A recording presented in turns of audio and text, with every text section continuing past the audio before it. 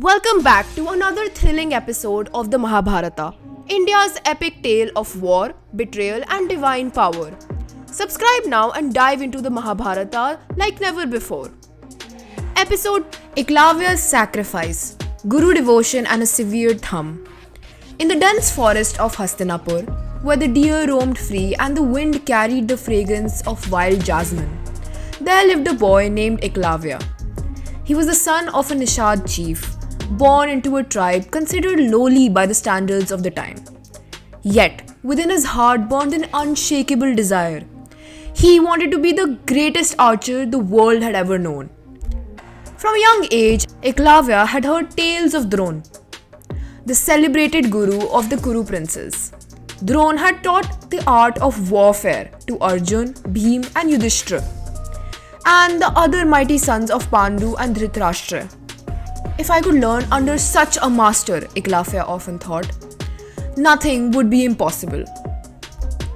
One day, filled with determination, Eklavya journeyed to the Gurukul, where Drona taught the princes. With humility, he bowed before the teacher. "Revered Acharya," Eklavya said, "accept me as your disciple. Teach me the secrets of archery. I wish to dedicate my life to the bow." Drona looked at him, surprised by his sincerity. Yet his mind weighed heavy with obligations. "I am bound by duty to the princess of Hastinapur," he said firmly. "And you, O Nishad boy, are not of royal birth. I cannot take you as my student." The words fell like a storm upon Eklavya's heart. But he didn't argue, nor did he weep. With folded hands, he bowed again. "If not as your student in person, then I will honor you as my guru in spirit," he whispered, and walked back into the forest. There, deep within the wilderness, Eklavya shaped an idol of Drona from clay. He adorned it with leaves and flowers. Every day before practicing, he would bow to the clay figure and say, "O Gurudev, guide me." With relentless discipline, he practiced. Hours turned into days, days into years. He learned to shoot by listening to the rustle of leaves, the footstep of animals, the echo of his own breath. His aim became unerring without even being taught formally.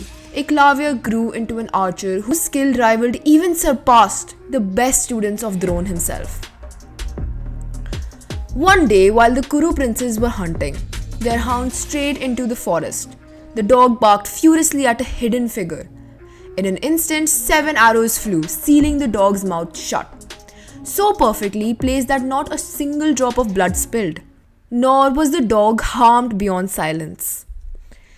The startled princes followed the hound back to its source and found Eklavya, bow in hand, calm and steady. Astonished by his skill, they returned to Drona. "Acharya," said Arjun, prideful yet disturbed, "you promised me that none would surpass me in archery. Yet in this forest, there is one who has already done so." Intrigued, Drona went to the princes to meet this mysterious archer. When he saw the boy, his heart stirred in recognition. "Who is your guru?" he asked. Eklavya bowed deeply and pointed to the clay statue. "You, Gurudev. Though you denied me, I accepted you. I practiced in your name, under your unseen guidance. All that I am, I owe to you." Drona stood in silence, torn between admiration and unease. He realized the truth. This boy, through sheer devotion, had become a threat to Arjun's supremacy. Drona's mind wrestled with his dharma. His promise to Arjun clashed with the spirit of fairness. Finally, with a heavy heart, he said, "If I am your guru, then you owe me a guru dakshina. Will you give me what I ask?" Eklavya's eyes shone with devotion. "There is nothing I would deny you, Gurudev. Ask and it shall be yours." The forest grew silent. Even the leaves seemed to hold their breath. Drona spoke slowly. "Then, give me your right thumb." The word struck like a thunderbolt. The thumb was the heart of an archer's skill. Without it, a bowstring could never be drawn the same way. The request was nothing less than a death knell to Eklavya's mastery. For a brief moment, his hands trembled. 1,000 unspoken thoughts surged into his mind. anger, grief, confusion. But above them all rose his devotion. Without hesitation, he unsheathed his dagger, bowed before the clay statue, and severed his right thumb. With blood staining the forest floor, he laid it at Drona's feet. "Here, Gurudev," Eklavya said, voice steady despite the pain. "My Dakshina." Drona's eyes softened with sorrow, but he did not withdraw his command. Arjun stood silently, unable to meet Eklavya's gaze. The boy, now maimed, still smiled with pride, for he had fulfilled his duty as a disciple. Eklavya didn't abandon archery. Though crippled, he trained himself to shoot with his left hand, with his other fingers. His skill never regained its former brilliance, but his spirit remained unbroken. He went on to serve loyally in the great Mahabharata war, remembered not for his victories, but for his devotion and sacrifice. His unwavering respect for his guru teaches the power of humility and loyalty, yet it also raises painful questions. Was Drona fair? Was Arjun's greatness secured at the cost of another's sacrifice?